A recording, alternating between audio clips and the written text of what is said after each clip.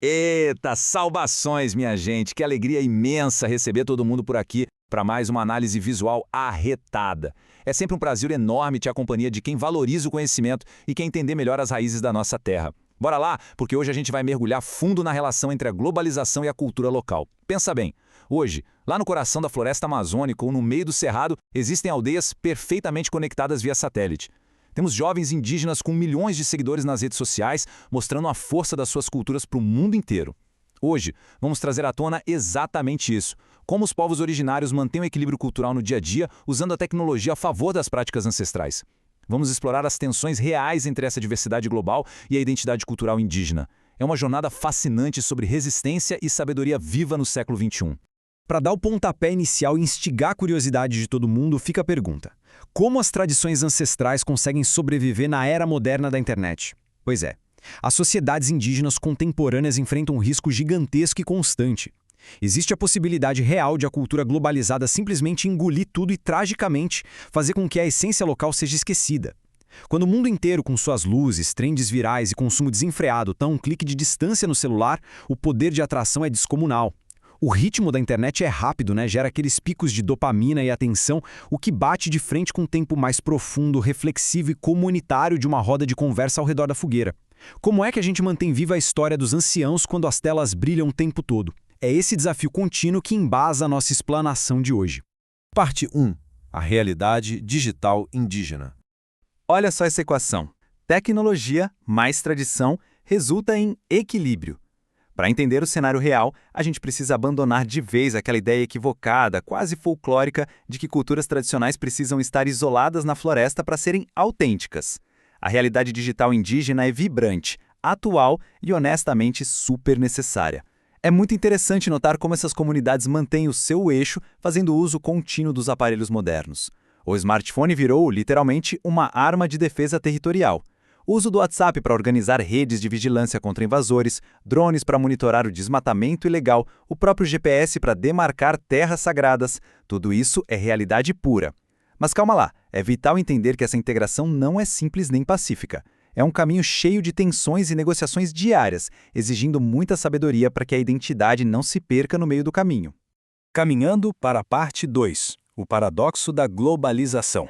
O grande dilema moderno mora justamente nesse contraste. A globalização não é só mercado ou venda de produtos, certo? Ela é um evento cultural pesadíssimo que carrega uma dualidade inevitável. Se por um lado a internet abre portas para um acesso diverso à informação, tipo a telemedicina chegando em áreas remotas ou o ensino superior sendo cursado à distância de dentro da aldeia, por outro lado vem a homogeneização cultural. É uma verdadeira faca de dois gumes. A mesma rede que conecta e salva vidas carrega o risco absurdo da massificação do pensamento. A informação de fora liberta, mas essa enxurrada de influências, quando não passa por um filtro comunitário, começa a ditar como as pessoas devem se vestir, o que comer, como pensar, ameaçando apagar completamente as cores únicas da cultura local.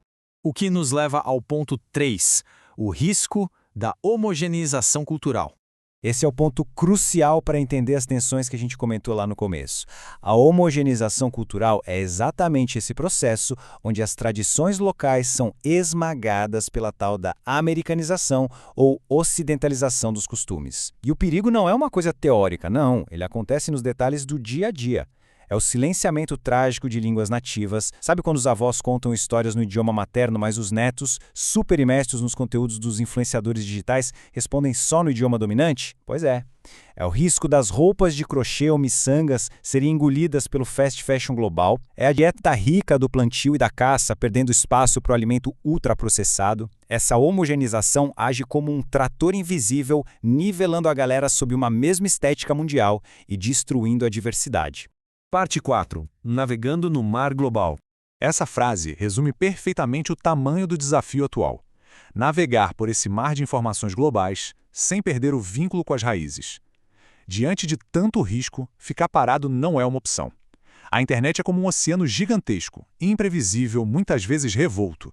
Os algoritmos das redes, eles funcionam como correntes marítimas fortíssimas que arrastam qualquer um para as tendências do momento. Nesse cenário, as comunidades tradicionais têm que ser navegadoras de elite. A tecnologia é o vento na vela, levando a voz indígena lá para fora. Mas os rituais, o respeito aos mais velhos, a língua nativa, isso tudo é a bússola e a âncora.